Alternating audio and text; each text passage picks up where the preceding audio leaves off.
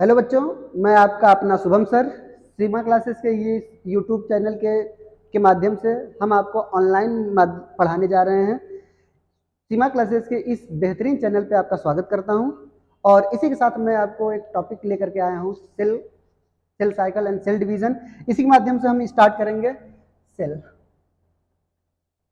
Cell को हम कहते हैं unit of life.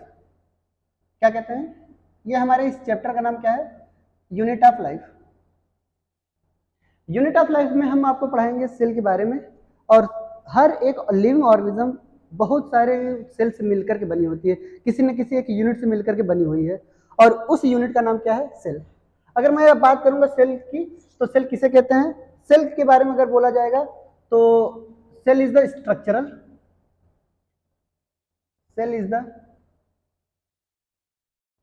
Structural and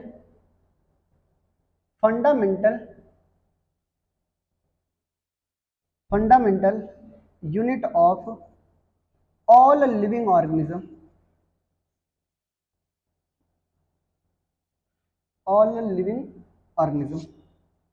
यानी क्या है कि कोई भी अगर लिविंग ऑर्गेनिज्म बनी हुई है तो किसी न किसी एक यूनिट से मिलकर बनी हो, और वो स्ट्रक्चरल यूनिट कौन सी है? सेल है। और वो जो फंडामेंटल यूनिट है वो कौन सी है? सेल है। तो cell is the structural and functional unit या fundamental unit of all living organism. Cell के बारे में अगर मैं बात करूंगा तो सेल क्या है? सेल के बारे में बात करूंगा तो सबसे नंबर 1 पे आता है डिस्कवरी ऑफ सेल्स को लेकर के। डिस्कवरी ऑफ सेल्स को लेकर के सेल की डिस्कवरी को देखेंगे ध्यान से। सेल की डिस्कवरी पहली बार रॉबर्ट हुक ने देखी थी। किसने खोजी थी? रॉबर्ट हुक ने खोजी थी। तो रॉबर्ट हुक ने क्या किया था कि यहां पर एक प्लांट देखा। ये हमारा क्या है? मान चलते कोई प्लांट है, और प्लांट की जो आउटर लेयर होती है उनको हम बोलते हैं बार्क। क्या बोलते हैं? बार्क। और ये जो प्लांट थी उस प्लांट का नाम था ओक ट्री। क्या नाम था? Oak tree. इस ओक ट्री में हमारे पास क्या थे कि जितने भी बार्क हैं, बार्क में एक्चुअली में क्या होता है, non living organism, non living cells पाए जाते हैं। यानी बार्क क्या हमारा एक प्रकार का नॉन लिविंग सेल्स है। ये हमारा क्या है? नॉन लिविंग सेल्स है। नॉन लिविंग सेल्स किसे कहते हैं? जितने भी बार्क एरिया में पाए जाने वाले सेल्स होते हैं वो नॉन लिविंग होते हैं। जब इसकी पहली बार डिस्कवरी इन्होंने की थी, तो पहली बार डिस्कवरी रॉबर्ट हुक ने की थी। किसने किया था? रॉबर्ट हुक ने की थी। रॉबर्ट हुक ने की थी। ठीक है। रॉबर्ट हुक ने 1665 में किया था। कब किया था? 1665 में किया था। इन्होंने ये बताया था कि कोई भी लिविंग ऑर्गेनिज्म होती है वो एक यूनिट से मिलकर के बनी होती है और उस यूनिट का नाम क्या है? सेल है। तो इन्होंने क्या देखा कि इस बार्क के ट्री को, बार्क क्या निकाला इन्होंने? बार्क को बाहर किया और बार्क का स्ट्रक्चर देखा। तो बार्क का स्ट्रक्चर कुछ इस तरीके से उनको नजर आया। ये हेक्सागोनल की तरह क्या होगा? इनको नजर आया। ये कुछ इस तरीके से नजर आया। इसमें इन्होंने ये देखा कि पहले पुराने जमाने में क्या होता था, जो जेल वगैरह होते थे, जेल में कुछ इस तरीके से उनके स्ट्रक्चर बने होते थे। आपने देखा होगा, ये एक पिलर होती थी और पिलर में ये कुछ इस तरीके से होते थे। तो इनका स्ट्रक्चर इन्होंने कुछ ऐसे ही देखा कि ये जो स्ट्रक्चर है बार्क की तरह, वो जेल नुमा स्ट्रक्चर, उसी के नाम पे इन्होंने क्या नाम रखा इनका? ये नॉन लिविंग सेल्स की डिस्कवरी की। क्लियर? पॉलीगोनल भी हो सकते हैं, हेक्सागोनल भी हो सकते हैं। ये लिविंग सेल की डिस्कवरी के बारे में नहीं है। ये अभी कैसी सेल्स है? ये नॉन लिविंग सेल्स है। रॉबर्ट हुक ने किसकी डिस्कवरी की थी? ये नॉन लिविंग सेल्स की डिस्कवरी की थी। जब भी इन्होंने खोजा, इनको लगा कि ये नॉन लिविंग सेल्स है। पहली बार जो लिविंग सेल्स की डिस्कवरी थी, क्या बोला हमने? लिविंग सेल्स की जो डिस्कवरी की थी, अगर मैं बात करूंगा लिविंग सेल्स की, तो लिविंग सेल्स की डिस्कवरी एंटोन वॉन लीवेनहॉक ने की थी। किसने किया था? एंटोन वॉन लीवेनहॉक ने किया था। क्लियर? तो हम ये बताना चाह रहे हैं कि सेल हमारा क्या है, सेल का स्ट्रक्चर कैसा है, सेल होते कैसे हैं, इन बारे में इन चर्चाओं में हम आगे बढ़ेंगे। तो आपको ये समझ में आया सेल क्या है? Cell is the structural and fundamental unit of all the living organism. जितने भी लिविंग ऑर्गेनिज्म हैं वो सारे के सारे सेल से मिलकर के बने होंगे। अगर कोई भी लिविंग ऑर्गेनिज्म सेल्स मिलकर के नहीं बना है तो समझिए वो लिविंग ऑर्गेनिज्म है ही नहीं। ठीक है, जैसे हम आपको एक एग्जांपल बताते हैं, पहले ये बना लीजिएगा। ठीक है,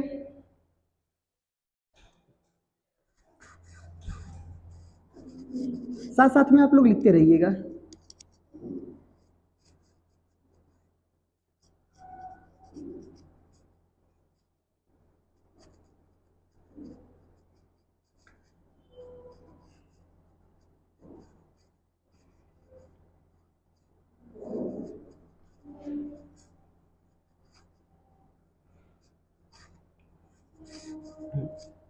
सेकंड पॉइंट हम समझते हैं। सेकंड पॉइंट में हमें क्या करना है कि कोई भी लिविंग सेल्स की हम बात कर रहे थे, तो लिविंग सेल्स की डिस्कवरी किसने की थी? एंटोन वॉन लीवेनहॉग ने की थी। फिर उसके बाद आता है हमारे पास स्मॉलेस्ट सेल्स किसे कहते हैं या लार्जेस्ट सेल्स किसे कहते हैं, इनके बारे में चर्चा कर लेते हैं, है ना। तो अगर बात करेंगे स्मॉलेस्ट सेल्स की, अगर हम बात करेंगे स्मॉलेस्ट सेल्स की, तो स्मॉलेस्ट सेल्स माइकोप्लाज्मा को कहा जाता है। किसको कहा जाता है? माइकोप्लाज्मा को कहा जाता है। और ये इनका दूसरा नाम है पीपीएलओ। पीपीएलओ का कभी कभी आपका फुल फॉर्म पूछा जाता है, pleuro pneumonia like organism. Pleuro pneumonia like organism, ये हमारा क्या है? स्मॉलेस्ट सेल्स है। और अगर हम लॉन्गेस्ट सेल्स की मैं बात करूं, किसकी बात करेंगे? लॉन्गेस्ट सेल्स की। तो लॉन्गेस्ट सेल्स में हमारे पास कौन आते हैं? लॉन्गेस्ट सेल्स में आएंगे हमारे पास नर्व सेल्स। कौन आएगा हमारा? नर्व सेल्स हमारे क्या आएंगे? लॉन्गेस्ट सेल्स में आते हैं। ठीक है, और अगर हम बात करेंगे किसकी? अगर हम बात करेंगे स्मॉलेस्ट सेल्स हो गई हमारी, लॉन्गेस्ट सेल्स हो गई हमारी। अब बात आती है लार्जेस्ट सेल्स की। किसकी बात कर लेते हैं? लार्जेस्ट सेल्स की। तो लार्जेस्ट सेल्स किसे कहते हैं? ऑस्ट्रिच एग को।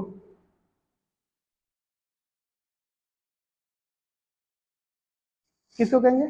ऑस्ट्रिच एग को कहेंगे। हमारे पास क्या है कि स्मॉलेस्ट सेल्स में माइकोप्लाज्मा, लॉन्गेस्ट सेल्स में नर्व सेल्स, लार्जेस्ट सेल्स में हमारे पास क्या आएंगे? Ostrich egg. ये लेंथ वाइज की बात हो रही है। ठीक है, और ये सारी की सारी बातें, ये जनरल इंफॉर्मेशन आपसे कभी कभी पूछी जा सकती हैं, जैसे स्मॉलेस्ट सेल्स क्या है, लॉन्गेस्ट सेल्स क्या है, और लार्जेस्ट सेल्स क्या है हमारे लिए। ठीक है, तो आई होप ये सब आप बता लेंगे। क्लियर। अब बात आती है कि कुछ भी सेल थ्योरी के बारे में समझते हैं, या डिस्कवरी ऑफ सेल्स के बारे में तो हो गई है, उसके अलावा कुछ बातें हमें समझनी है। मिटा दें।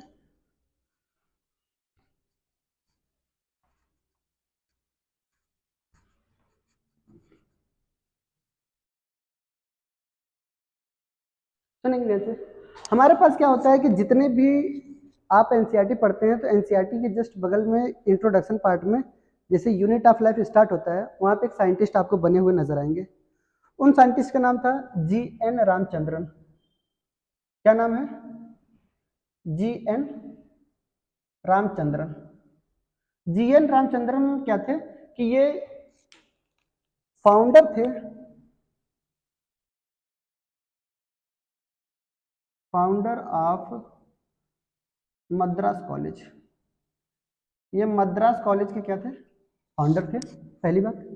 दूसरा पॉइंट इन्होंने क्या किया था कि इन्होंने give triple helix model, triple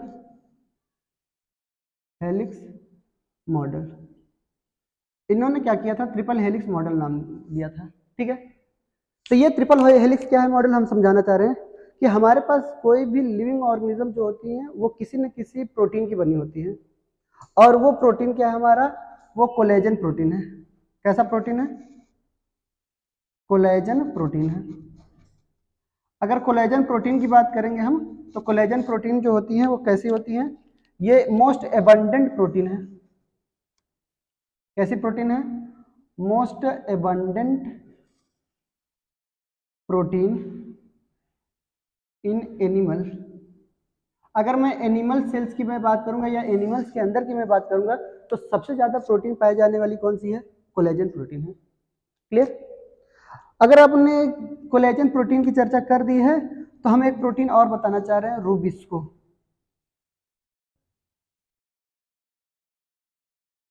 ठीक है, रूबिस्को। रूबिस्को जो होता है ये मोस्ट एबंडेंट प्रोटीन ये भी है। ये भी कैसी है? मोस्ट एबंडेंट प्रोटीन है।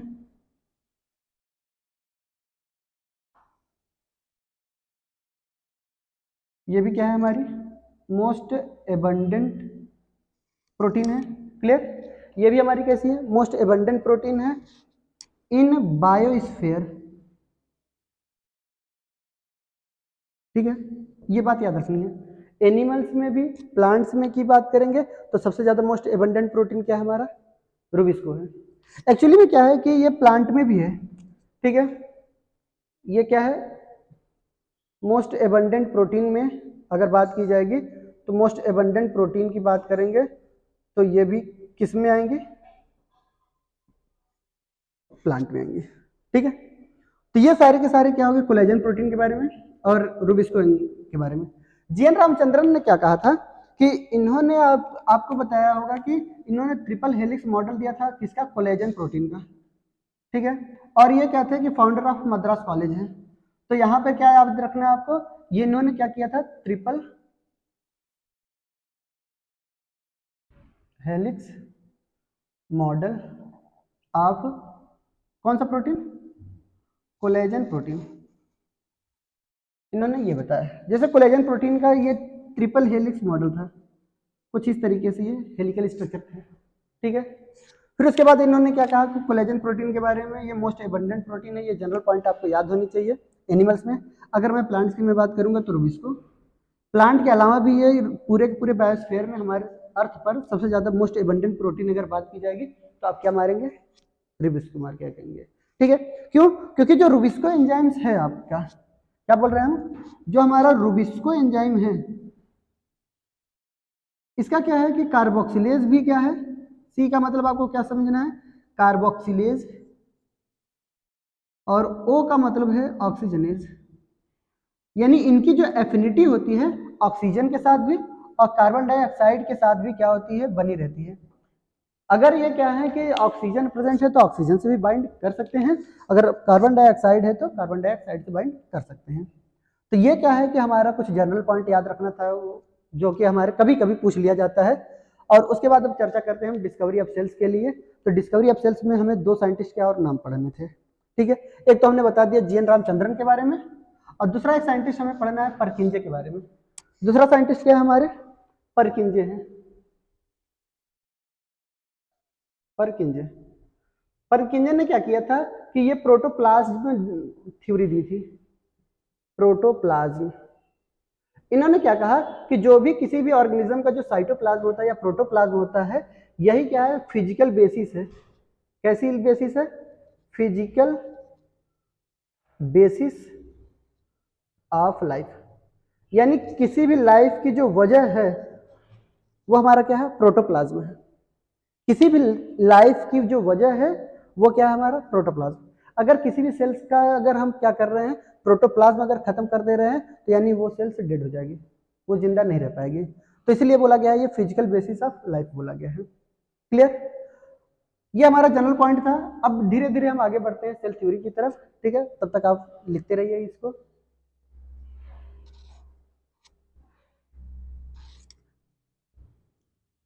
आप साथ साथ फोटो कॉपी करते रहिएगा ना, लिखते रहिएगा आप। जितना हम पढ़ाए जा रहे हैं साथ साथ लिखते रहेंगे तो आपके लिए भी आसान रहेगी, क्योंकि बहुत इतना फास्ट भी नहीं पढ़ा रहे हैं।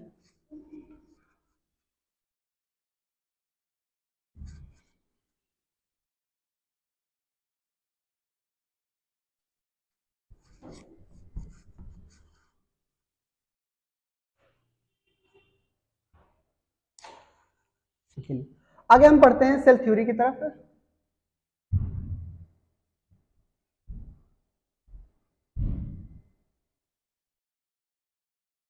आगे हम बढ़ रहे हैं सेल थ्योरी की तरफ। सेल थ्योरी है क्या? पहले हम समझाते रहे। कुछ पोस्टुलेट होते हैं, हाइपोथेसिस होती हैं, फिर उसके बाद हमें क्या करना है कि कुछ हमारे पास थ्योरी होती है। सेल थ्योरी को लिए क्या था कि दो साइंटिस्ट आए। कितने साइंटिस्ट आए? दो साइंटिस्ट आए। पहले साइंटिस्ट का नाम था हमारे पास मैल्थियस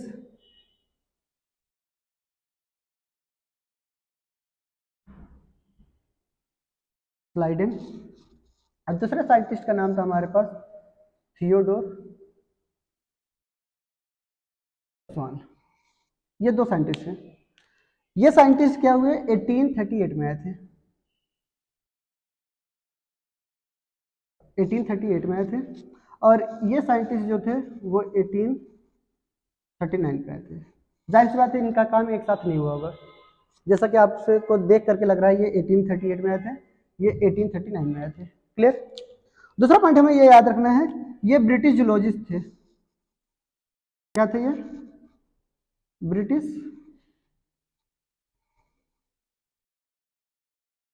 सॉरी ये ब्रिटिश जूलॉजी नहीं, जर्मन बोटेनिस्ट थे। ठीक है, ये क्या थे, जर्मन बोटेनिस्ट थे। ठीक है, और ये हमारे क्या थे, ब्रिटिश जूलॉजिस्ट थे।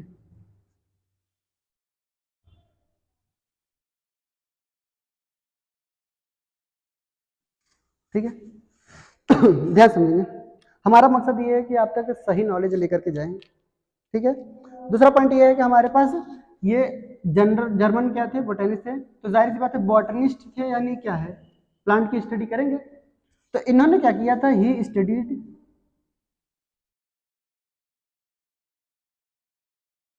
मेनी प्लांट, इन्होंने कई सारे प्लांट की स्टडी किया, एंड ऑब्जर्व्ड दैट, इन्होंने क्या ऑब्जर्व किया वो दिख रहे हैं। ठीक है, इन्होंने क्या ऑब्जर्व किया, ध्यान समझेंगे, इन्होंने ऑब्जर्व किया कि जितने भी प्लांट आपको नजर आ रहे हैं इस धरती पर, वो सारे के सारे सेल से मिलकर के बने हैं, या तो उनके कंपोनेंट से मिलकर के बने हुए हैं। ठीक है, इन्होंने क्या कंक्लूजन निकाला, बताइए, observe that all plant, all plant are made up of, made up of cell and component या product of cell, component of cell, या तो सेल से मिलकर के बने होंगे, या तो सेल के कंपोनेंट से मिलकर के बने होंगे। बात समझ आ रही है। ये क्या थे, जर्मन बोटेनिस्ट थे। जर्मन बोटेनिस्ट ने कई सारे प्लांट और प्लांट्स के बारे में क्या किया, स्टडी किया, और ऑब्जर्व किया कि जितने भी प्लांट सेल होते हैं वो किससे मिलकर के बने होते हैं, या तो सेल से मिलकर के बने होंगे, या तो सेल के कंपोनेंट से मिलकर के बने होंगे। दूसरा पॉइंट आता है कि ब्रिटिश जूलॉजिस्ट का। ठीक है, थियोडोर सॉन क्या थे कि 1 साल बाद आए थे, तो जाहिर सी बात है कि प्लांट के बारे में भी तो इन्होंने पढ़ा होगा ना, कि प्लांट के बारे में इनके भाई साहब क्या करके चले गए थे साइंटिस्ट ने। तो इन्होंने ये देखा कि इन्होंने ऑब्जर्व किया, ही स्टडीड, स्टडी किया एनिमल्स एज वेल एज, ये बहुत चालाक थे, एज वेल एज प्लांट, इन्होंने प्लांट एनिमल्स के साथ साथ प्लांट को भी ऑब्जर्व किया, और प्लांट को ऑब्जर्व करने के बाद इन्होंने क्या किया, and observe that, and observed that, ये कुछ चीजें ऑब्जर्व किए, क्या किए, कि जितने भी प्लांट और एनिमल सेल्स होते हैं, all plant and animal cells are made up of cell and component of cell, made up of cell and component of cell, या तो सेल से मिलकर के बने होंगे, या तो कंपोनेंट ऑफ सेल से मिलकर के बनेंगे। इन्होंने ये चालाक क्या थे, प्लांट का भी स्टडी कर लिया इन्होंने। ठीक है, और कुछ यूनिक फीचर भी बताया, यानी इन्होंने क्या बताया कि plant has a unique feature, plant के पास क्या है, एक यूनिक फीचर है। क्या फीचर है बताइए, आपको तो पेपर आउट हो चुका, आप बता ले जाओगे, क्या यूनिक फीचर है, सेल वॉल, सेल वॉल का होना। ठीक है, ये बताता है कि प्लांट क्या है, एनिमल सेल से थोड़ा डिफर करता है। तो प्लांट के पास एक यूनिक फीचर होता है, वो क्या है, सेल वॉल। तो दो बातें हमें याद रखनी है। अगर आपसे कोई पूछेगा आउटर मोस्ट लेयर, क्या बोला जाएगा, outer most layer of plant, तो क्या बताएंगे, सेल वॉल बताएंगे। क्या बताएंगे, सेल वॉल बताएंगे। अगर मैं आपसे कहूं कि outermost layer, outermost layer of animal cell, तो क्या बताएंगे आप, सेल मेम्ब्रेन। क्या बोलेंगे, सेल मेम्ब्रेन। यानी क्या है कि ये आउटर मोस्ट लेयर क्या होती है, प्लांट की सेल वॉल होती है, और सेल मेम्ब्रेन क्या होती है, हमारे एनिमल सेल्स की होती हैं। क्लियर। ये हमारे पास क्या है, सेल थ्योरी है। बट इनके बारे में थोड़ी सी बहुत बुरी बात क्या हुई कि ये बता नहीं पाए कि सेल किससे मिलकर के बने हैं, या सेल थ्योरी देने के दौरान दोनों ने एक साथ कुछ बातें बताई। क्या किया, दोनों ने क्या किया कि एक साथ कुछ पॉस्टुलेट दिए। तो पॉस्टुलेट ऑफ सेल थ्योरी हम देख लेते हैं ना, तो पहले इसको देख लीजिएगा। ठीक है, एक बार फिर से रिवाइज करते रहे। हमने ये कहा कि जो सेल थ्योरी है, cell theory was given by Matthias Schleiden and Theodor sworn.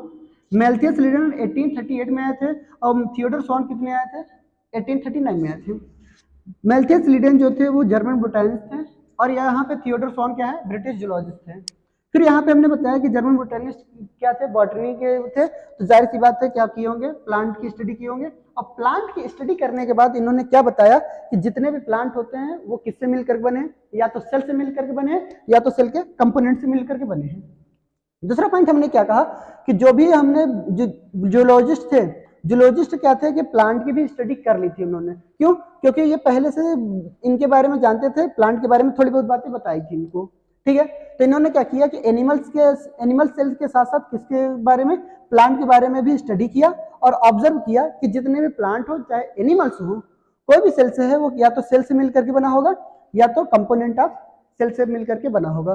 फिर हमने बताया कि प्लांट सेल्स की एक यूनिक फीचर होती है, और यूनिक फीचर क्या है, प्रेजेंस ऑफ सेल वॉल। ठीक है, और एनिमल सेल्स में क्या होता है कि सेल वॉल क्या होती है, आउटर मोस्ट लेयर नहीं होती। एनिमल सेल्स में क्या होती है, सेल मेम्ब्रेन होती है। ठीक है, इसका मतलब ये नहीं है कि एनिमल सेल्स के में सेल मेम्ब्रेन पाई जाती है और आउटर मेम्ब्रेन जो सेल वॉल होगा हमारा प्लांट का वो होगा, ऐसा नहीं है। सेल मेम्ब्रेन जो होती है हमारी, हमने क्या बोला, जो सेल मेम्ब्रेन है, ये cell membrane is common feature. कैसी फीचर है, ये कॉमन फीचर है of plant cell as well as animals cell. दोनों की क्या है कि ये कॉमन फीचर है। कभी भी ये मत समझ लेना कि ये इसमें सेल वॉल पाया जाता है प्लांट सेल में, और एनिमल सेल्स में सेल मेम्ब्रेन नहीं, सेल मेम्ब्रेन दोनों में पाया जाता है। सेकेंड आउटर मोस्ट लेयर क्या है हमारी, cell wall. Second outermost layer अगर प्लांट की बात करेंगे तो सेल मेम्ब्रेन है। ठीक है तो इसके आगे बढ़ते हैं हम।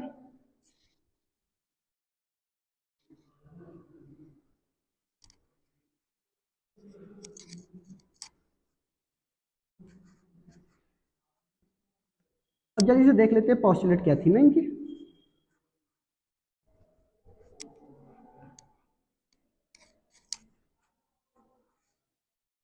सुनिए ध्यान से, पॉस्टुलेट क्या है, पॉस्टुलेट ऑफ सेल थ्योरी। ठीक है, सेल थ्योरी के पॉस्टुलेट क्या है, पहला पॉस्टुलेट बताइए क्या है, पहला सेल थ्योरी क्या पॉस्टुलेट क्या है, all living organism, all living organism are made up of cell and component of cell. Cell से मिलकर के बने हैं, या तो सेल के कंपोनेंट से मिलकर के बने हैं। ठीक है, दूसरा पॉस्टुलेट ये होता है कि जो सेल होता है वो स्ट्रक्चरल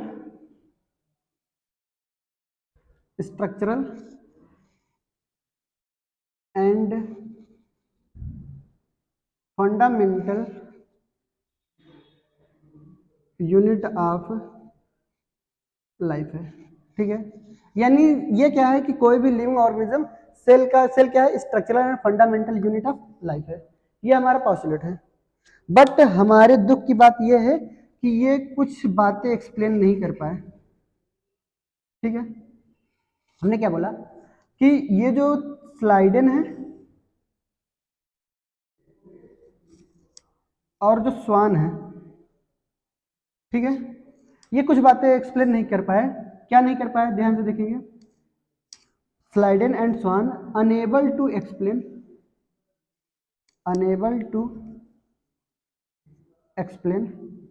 ठीक है, इन्होंने क्या एक्सप्लेन नहीं कर पाया, देखेंगे ध्यान से।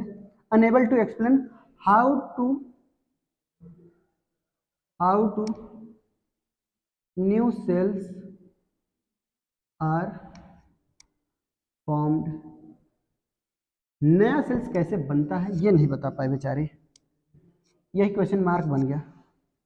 ठीक है, यानी क्या है कि यही नहीं बता पाए कि नया सेल्स बनता कैसे है। तो इसके पीछे क्या हुई, ये सेल थ्योरी इनकी धीरे धीरे फेल होने लगी।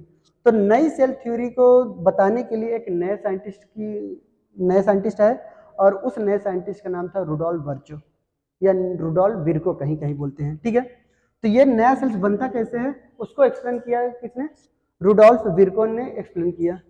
तो ये रुडोल्फ विर्को के बारे में नया सेल्स बनेगा कैसे, इसके बारे में हम आपके लिए छोड़ देते हैं, नया सेल्स बनेगा कैसे, और नेक्स्ट वीडियो में आपको बताएंगे कि how to form new cells. तब तक के लिए चलते हैं।